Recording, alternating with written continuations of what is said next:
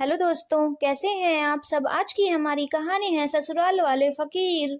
समधी जी ने तो मेरे मन की ही मन में रख दी। अपनी ही बेटी को तो दिया है, हमें थोड़ी ना दिया है। सब अपनी इज्जत के लिए करते हैं। भला बेटी की सास के लिए तो साड़ी और शगुन का लिफाफा ही लाए हैं। ऐसा भी नहीं हुआ कि सोने की कोई छोटी मोटी चीज ही रख देते। आखिर मैं भी तो दादी हूँ। मेरे ही बेटे के कारण आज ये उत्सव हो रहा है। रहने दो जीजी, जिसकी जितनी नीयत होती है उतना ही तो करेगा। भला कौन समधी खुश होकर अपनी समधन के लिए कुछ लाता है। शादी में तो लोग दिखावटी करना ही पड़ता है। मौसी जी ने भी आग में घी डालने का ही काम किया। अरे रहने दो ना मम्मी, आप क्यों परेशान होती हो। आपके पास कोई कमी है क्या। ऐसे 10 लोगों को तो हम दे दें।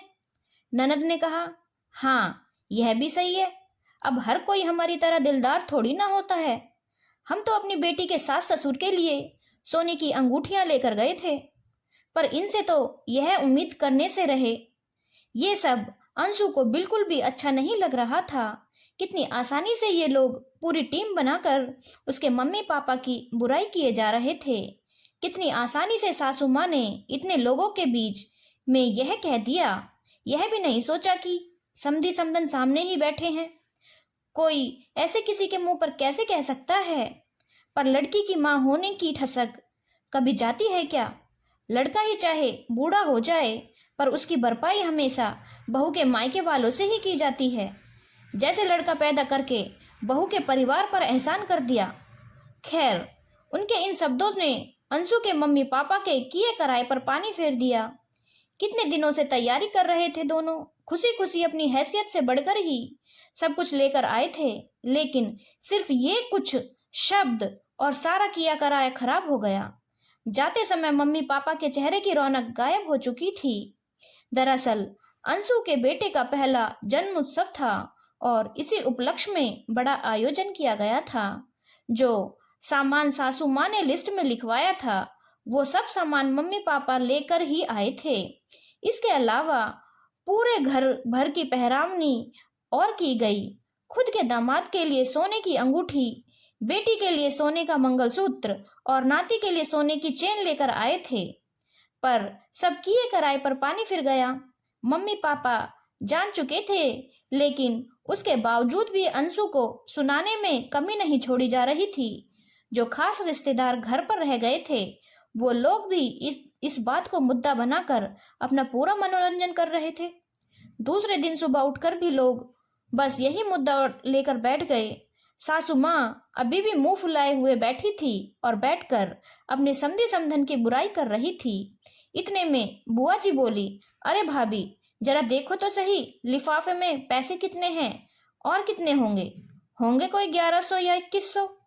मेरी तो बिल्कुल ही नाक कटवा दी। अजीब फकीर पल्ले पड़े हैं। अंशु वहीं चाय सर्व कर रही थी। सुनकर उसे बहुत बुरा लगा और उसने पलटकर कह दिया, मम्मी जी इतना कुछ तो दे दिया है उन लोगों ने, फिर और क्या चाहिए था आपको। सुनकर सासू माँ बोली, अरे दिया है तो अपनी बेटी को दिया है, हमें थोड़ी ना दिया है। बिल्कुल सही कहा आपने, अपनी बेटी को दिया है, पर मांगा तो आप लोगों ने ही था। लिस्ट बनाकर तो आप लोगों ने ही भिजवाई थी। और आप मेरे माता पिता को फकीर कैसे कह सकती हैं। खुद के दिलदार होने की बात कर रही हैं आप कल से। तो आप कैसी दिलदार हैं।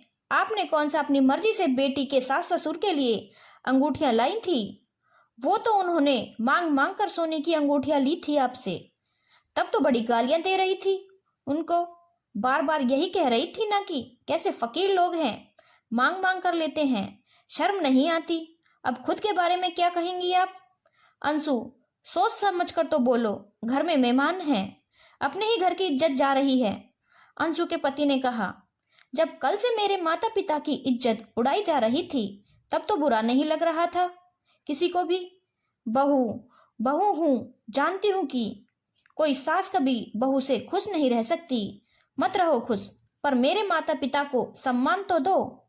कहकर अंशु अंदर कमरे में चली गई। पीछे लोगों ने अंशु के बारे में खूब बातें बनाई। जिसे बातें बनाना है बनाए। ये लेन देन का मैटर ही ऐसा है कि कोई ससुराल वाला कभी बहू के मायके वालों से खुश ही नहीं हुआ है। मांग मांग कर खुद लेते हैं और कहते हैं कि अपनी बेटी को दिया है, हमें थोड़ी ना दिया है। धन्यवाद दोस्तों। अगर आपको कहानी अच्छी लगी हो तो चैनल को लाइक, शेयर और सब्सक्राइब करना ना भूलें।